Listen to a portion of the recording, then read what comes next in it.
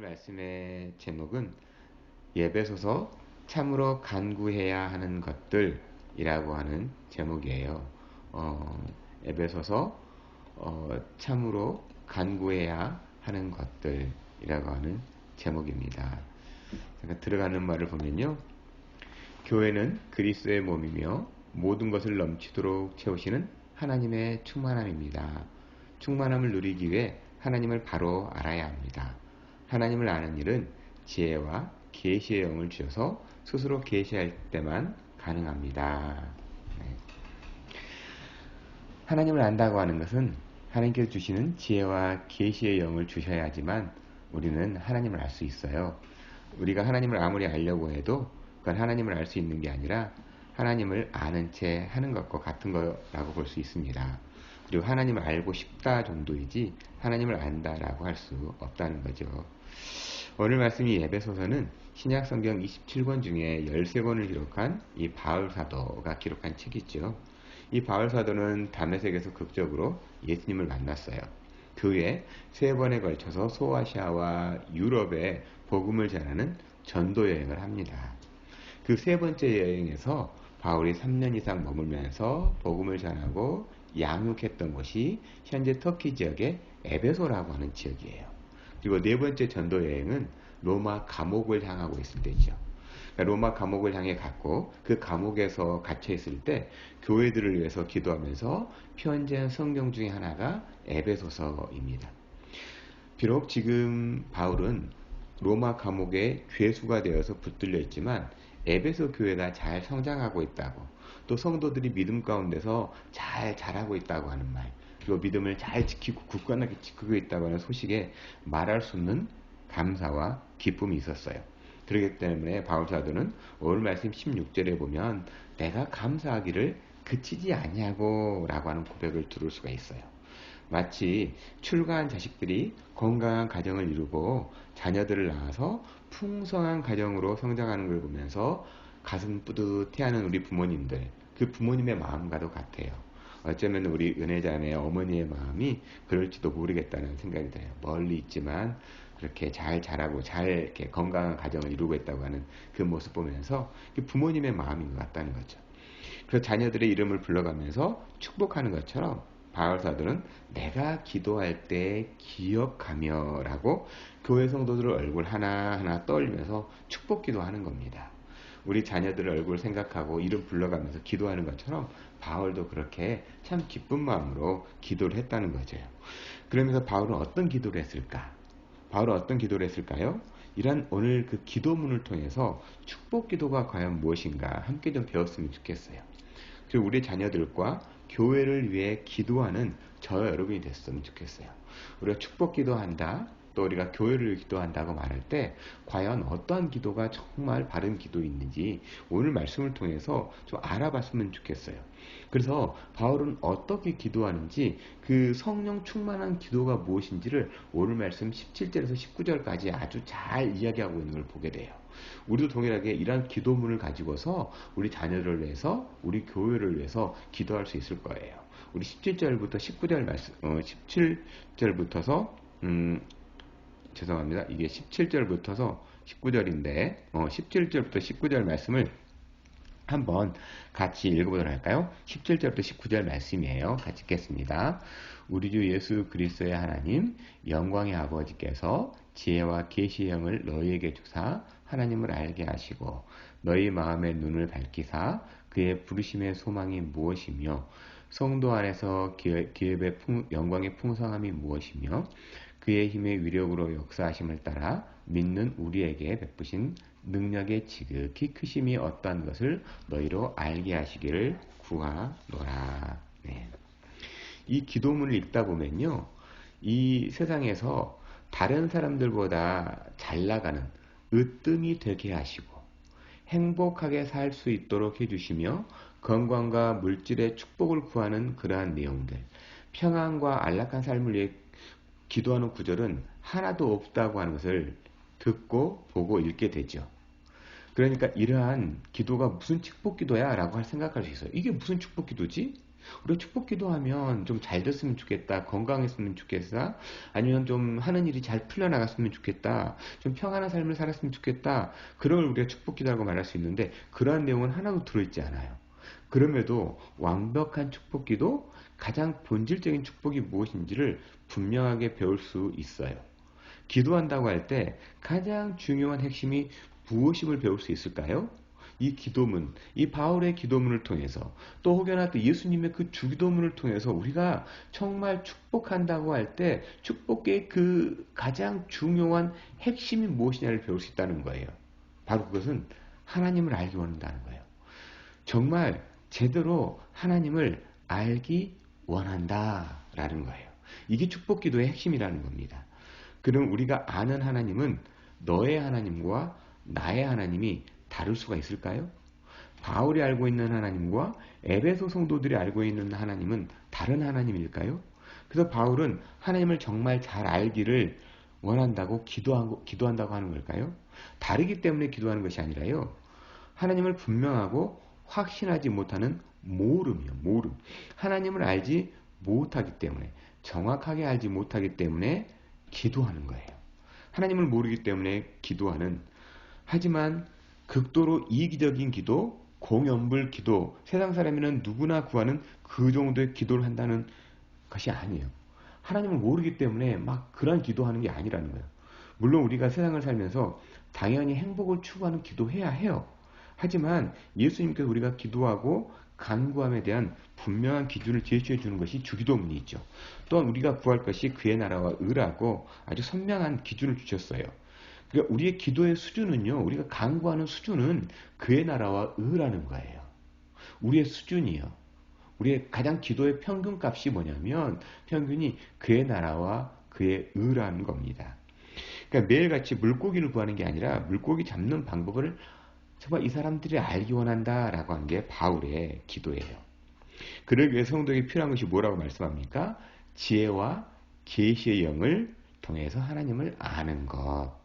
지혜와 계시의 영을 통해서 하나님을 알기 원한다는 거예요. 성경의 지식이라든가 학문을 통해 아는 지혜가 아니라 하나님을 대면함으로 부어주시는 지혜와 계시의 영이죠.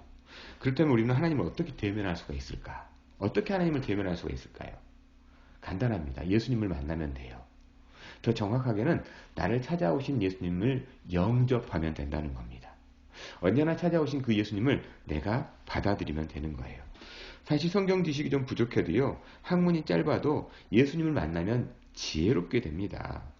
그렇다고 성경 공부하지 말자는 것도 세상 공부가 필요 없다는 것도 아니에요. 삶의 제일 우선순위가 찾아오신 예수님을 영접하는 거예요. 그러면 성경을 알고 싶은 그 간절함에 성경 읽게 돼요. 묵상하게 됩니다. 성경을 통해서 더 하나님의 얼굴을 구하는 삶을 살게 됩니다. 또한 세상을 가장 가치 있게 살게 되는 거예요. 성령이 내 안에서 하나님의 말씀을 비춰주시기 때문에 그 하나님의 말씀대로 삶을 살아내게 된다는 겁니다. 그래서 하나님을 알기 원한다고 바울 사도는 기도하는 거죠.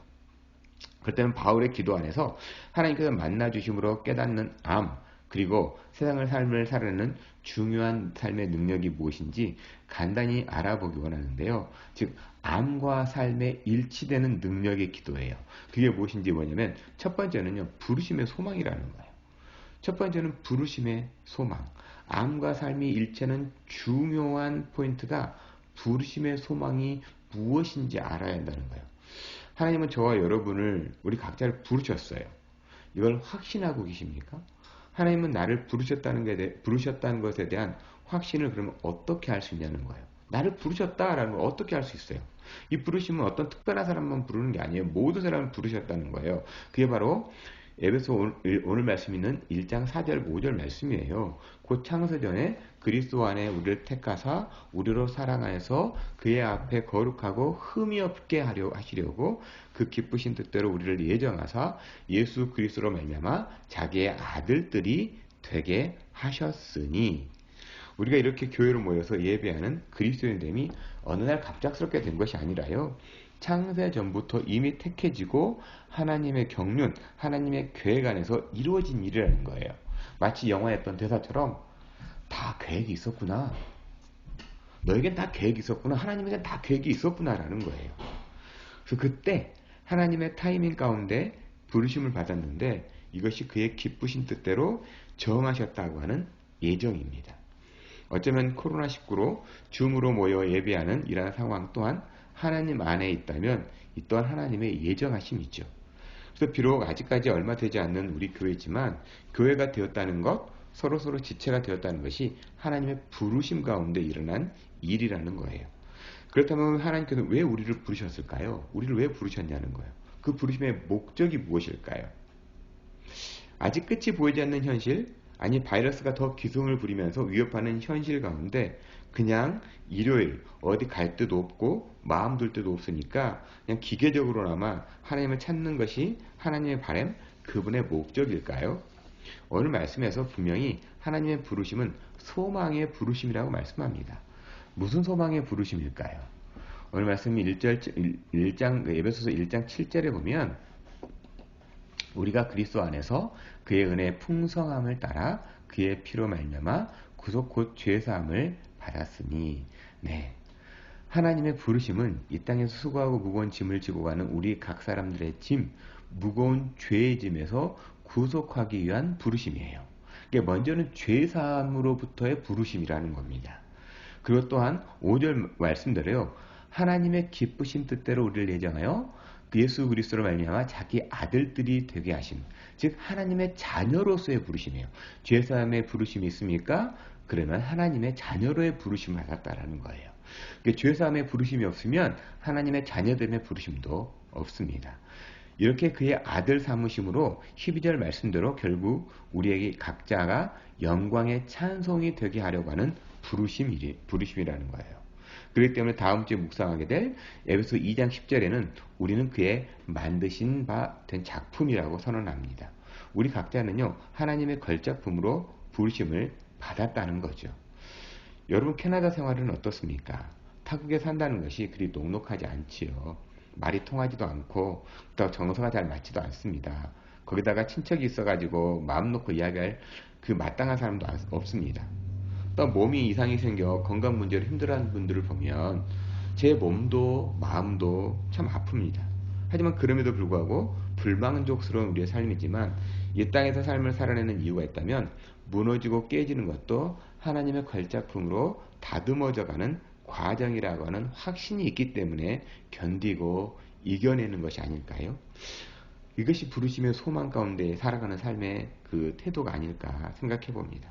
그래서 부서지고 깨져 결국 12절의 말씀처럼 하나님의 영광과 찬송이 되는 과정임을 믿고 이 시간을 감당하는 견고한 믿음의 눈을 갖기를 저는 소망합니다. 이러한 부르심의 소망을 가진 사람들이 모이는 곳이 교회예요. 그래서 하나님은 소망 없는 이 땅 위에 진짜 소망을 위해 교회를 세우셨어요. 사람의 눈으로는 보잘것없는 것 같지만 하나님의 눈으로 보기에는 부르심의 소망을 가진 여러분은 하나님의 자녀라고 하는 거예요. 이것이 바로 우리의 부르심의 소망, 하나님께서 우리를 사랑하신다라고 하는 그 소망을 가지고 이 땅을 살아내는 이유가 될 것입니다. 결국에 우리는 하나님의 걸작품으로 더욱더 거듭나게 될 줄 저는 확신합니다. 그렇기 때문에 22절에 보면 또 만물을 그 발 아래 복종하게 하시고 그를 만물 위에 교회의 머리로 두셨다라고 말씀하는 것이고요. 또 에베소 1장 10절에 보면 그리스도 안에서 통일되게 라고 말씀하는 것을 우리가 볼 수 있습니다.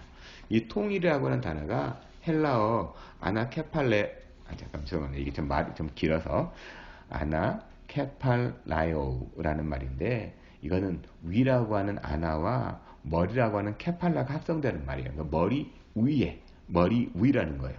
그러니까 우리 각자 머리 위에 그리스도로 연합됨이 교회라는 겁니다. 그래서 그리스도의 몸인 저와 여러분의 구성된 교회이고 그리스도는 우리를 통해서 만물을 다스린다라는 거예요.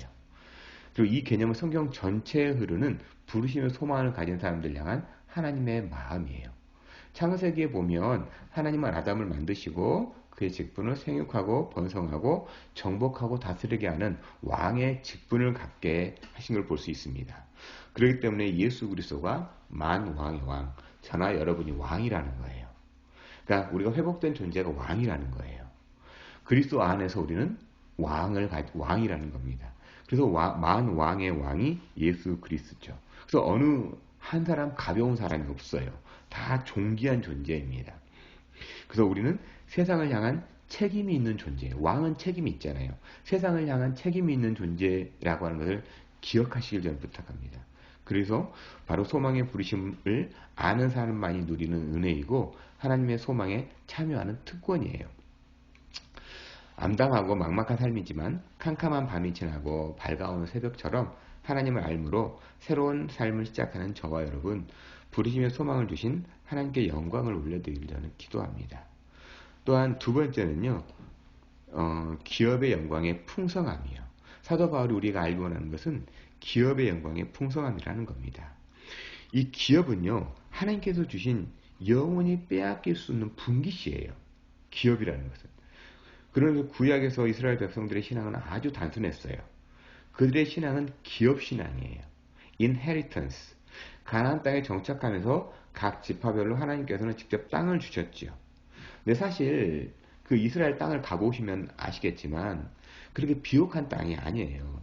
이들이 정착했던 곳은 평야지대도 아니고 산악 같은 험한 지역입니다. 강수량도 많지 않아요. 돌멩이와 거친 광야가 있는 그러한 땅이에요. 오직 하늘밖에 바라볼 수 없는 그러한 땅입니다. 그 유대인에게는요, 이런 유머가 있다고 얘기를 해요. 모세가 광야 40년 동안 이스라엘 백성들을 이끌고 가잖아요. 그죠? 그래서 가나안 땅을 탁 들어가려고 했는데 모세는 가나안 땅에 못 들어갑니다. 하지만 하나님은 모세를 가나안 땅을 볼 수 있도록 그래도 좀 이렇게 은혜를 베풀어 주세요. 그래서 그렇게 들어가고 싶었던 적과 꿀이 흔다고 했던 그 가나안 땅을 하나님께서 보여주시는 위해서 모세를 느보산 위로 올라가라고 말하죠. 근데 느보산 위에서 모세가 죽게 됩니다. 왜 죽었을까요? 모세가? 그 사인이 심장말이었대요. 왜냐하면 적과 꿀이 흐른다고 해서 지난 40년 동안 그렇게 이스라엘 백성들을 꼬실라이제이션 해가지고 힘들게 이스라엘 백성들을 데려갔는데 막상 가나안 땅을 보니까 돌멩이와 산지투성이었기 때문에 쇼크를 받아가지고 심장마비로 죽었다고 하는 그 유대인들의 유머가 있다는 거예요. 실제로요, 이스라엘 백성이 기업을 받은 땅은 그렇게 풍요로운 땅이 아니에요. 하지만 그럼에도 이스라엘 백성들은 그 기업을 목숨처럼 소중하게 여겼습니다. 이유는 단 하나예요. 하나님께서 주셨기 때문이라는 거예요. 비옥하다, 투자 가치가 있다. 그렇지 않다가 중요한 것이 아니라 하나님께서 주셨기 때문에 소중하다는 거예요. 그래서 하나님께 맡길 수밖에 없다는 거예요. 기업은. 사실 우리의 자녀들도 기업이잖아요. 우리의 자녀들, 시우가 하나님의 기업이에요. 우리 루아와 류아가 하나님의 기업이에요. 우리 가정에 주신 하나님의 기업이에요. 근데 적과 꿀이 흐르는 것처럼 아직 예쁘고 그렇지만 자라보세요. 정말 돌짝밥처럼 광야처럼 험난한 시간도 지나갑니다. 그럼에도 불구하고 우리가 그걸 기업으로 받는 유일한 이유는 하나님께서 주셨다는 거예요. 하나님께서 주셨다. 그래서 우리 자녀들을 위해서 오직 바라봐야 할 것은 자녀들을 보는 것이 아니라 이 세상을 보는 것이 아니라 하나님을 바라보는 거예요.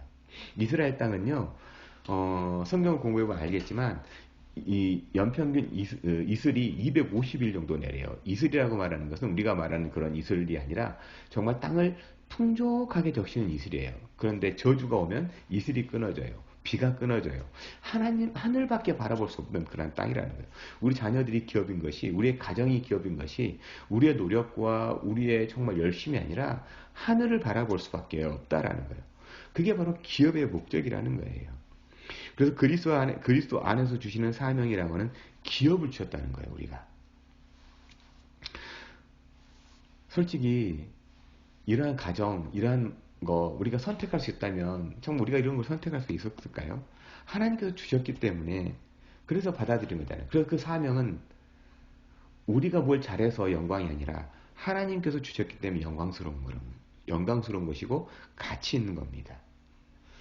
사실 신약을 살아가는 우리는요, 구약시대 이스라엘보다 더 영광스러워요. 왜냐하면 하나님께서 우리에게 영적인 기업으로 교회를 주셨기 때문에 그래요. 이 교회는 건물이 아니에요.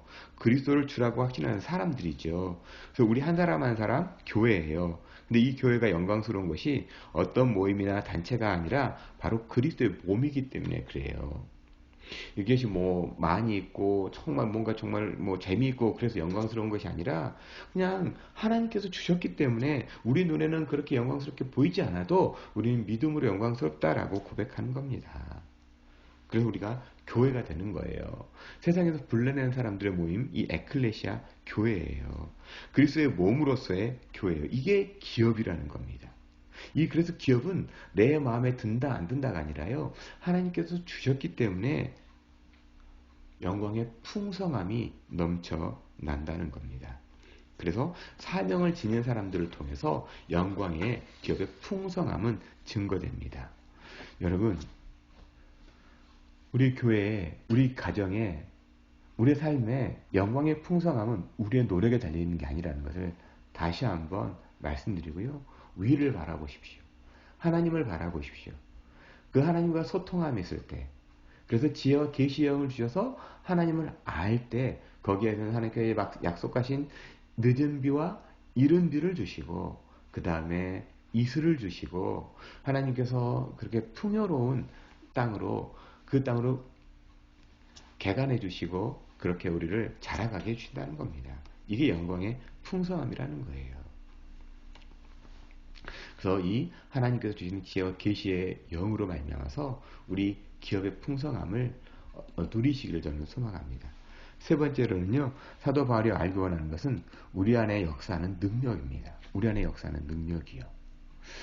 참 힘이 없어요. 보잘것없어요. 근데 우리 안에 능력이 있다는 거예요. 우리 19절 말씀을 한번 같이 읽어볼까요? 19절 말씀 같이 읽겠습니다. 그의 힘의 강력으로 역사하심을 따라 믿는 우리에게 베푸신 능력의 지극히 크심이 없다는 것을 너희로 알게 하시기를 구하노라. 이 짧은 한 절 말씀 속에서 힘과 관련된 단어가 여러 번 나온 걸 볼 수 있어요. 이 구절의 원어로 보면 힘이라고 하는 것은요, 이스쿠스라고 하는 겁니다. strength라고 번역이 되죠. 그다음에 강력이라고 하는 것은 크라토스, 마이티입니다. 여러분이 잘 아시는 능력이라고 하는 것은 두나미스, 파워입니다. 이 두나미스가 지극히 크다고 말씀하는 거예요. 그리고 또한 19절의 역사하심을 따라서 20절의 역사사라는 말이 나오는데 이 역사라는 말은 에네르게오라는 말이에요. 에네르기아, 에너지라는 말입니다. 에너지. 이 짧은 한 구절에서 힘과 관련된 모든 헬라어가 다 등장하고 있는 걸 보게 돼요. 힘, 강력, 능력, 역사. 한마디로 우리 안에 역사하는 그리스도의 능력이 엄청나다는 겁니다. 그러면 그리스도 안에 있는 그리스도인의 능력, 이 그리스도인의 능력이 뭘까? 우리 그리스도인들의 능력이 뭘까요? 바로 그리스도죠. 그럼 그리스도는 어떤 능력이냐는 거예요. 그리스도의 능력은 어떤 능력이 이렇게 강력한 능력이 있다고 말할까요? 다른 어떤 게 아니에요. 부활의 능력이에요. 그래서 20절 말씀을 보면 죄송합니다. 이게 20절 말씀에 보면 그의 능력이 그리스도 안에서 역사하사 죽은 자들 가운데 다 다시 살리시고 하늘에서 자기의 오른편에 앉히사. 예, 우리 인간을 얽매는 가장 강력한 힘은 죽음의 능력이잖아요. 여기 아무도 예외일 수는 없어요. 그런데 예수님께서 이 죽음의 권세를 깨뜨려 버리셨다는 거예요. 그래서 부활이 그리스도께서 죽음을 이기셨다고 하는 가장 강력한 증거입니다. 하나님의 능력으로 죽음을 깨뜨렸을 뿐만 아니라 이제는 그리스도를 하늘 보좌에 자기 오른편에 앉으셨다라는 거예요. 오른편에 앉으셨다. 하나님의 전권을 위임받았다는 거예요. 그래서 21절과 21절 상반절을 보면 이렇게 말씀하죠. 모든 통치와 권세와 능력과 주권과 이상뿐 아니라 오늘 세상에 일컫는 모든 이름에 뛰어나게 하시고 또 만물을 그 발 아래 복종하게 하시고 네. 통치나 권세, 능력, 주권하는 주권자, 그 다음에 우리의 운명을 좌지우지하고 두렵게 만드는 세력이라고 할 수 있죠. 근데 이 모든 존재들보다 그리스도가 더 뛰어난 이름, 즉 그들의 주권자가 되었다는 겁니다. 그렇기 때문에 이제 그리스도의 운명을 손에 쥐고 계신 분은 예수 그리스도라는 겁니다. 그리스도의 운명이에요. 그리스도인의 운명. 저와 여러분의 운명이에요. 그 운명을 예수님께서 쥐고 있다는 거예요. 세상 사람들은 상관이 없어요. 그들은 그들의 운명을 사단 마귀가 쥐고 있는 거니까요. 우리는 그리스도 예수의 손안에 붙들림 받았다는 거예요. 그리스도의 주권, 영향은 먼 미래에만 이루어질 일이 아니에요. 21절 말씀대로 현재 이 세상뿐 아니라 오고 오는 세대 그리스도의 영향력이 있다는 거죠. 이렇게 주님의 주권 아래에 있는 사람이 그리스도인이고 이러한 사람들이 모인 곳이 교회입니다. 그렇기 때문에 교회는 만물을 충만케 하신 자의 충만함이 서려 있는 곳이죠. 교회는 정체되어 있거나 잠을 자거나 누군가의 놀이터가 아니에요. 만물을 충만케 하시는 성령으로 가득한 곳이 교회입니다. 그래서 교회는 성령님으로 꿈틀꿈틀 역동하는 곳이고 그 역동 속으로 생명력이 넘쳐나는 곳입니다. 비록 우리 눈에는 안 보이고 사람의 생각과는 다를지라도 예수님께서 피 흘리신 그 사랑이 교회에 충만하기에 교회예요. 그 교회는 그리스도의 몸이고 몸의 피와 신경계를 가득 채우고 있는 것은 예수님입니다. 예수의 피가 흐르지 않으면 교회는 사망한 거예요. 예수의 말씀에 순종하거나 반응하지 않는 교회는 죽은 교회입니다. 교회는 예수로 채워져야 생명체입니다. 그래서 예수 그리스도의 말씀과 고된 삶의 실천이 아니라 세상적인 생각이나 개인적인 비즈니스나 누군가의 감정 풀이가 들어온다면 그리스도의 몸은 구역질 나는 모임으로 변질이 됩니다. 교회는 그리스도의 말씀이요. 고된 실천의 삶이 있어야 되는 거예요. 교회가요. 그냥 기분이 좋아지는 곳. 그냥 누군가의 개인 비즈니스를 할 수 있는 곳. 사람 만나가지고 하는 그런 곳이 들어오면 구역질 나는 모임으로 변질되는 거예요. 세상에서 심한 악취는요. 가장 영양가가 높은 고영양거리가 썩어갈 때 나는 냄새라고 합니다. 예수님의 보혈로 죽음에서 생명으로 옮김받은 성도가 썩으면 가장 더러운 냄새. 그 세상 어떤 것보다 오염된 그 오물덩어리나 같다는 겁니다.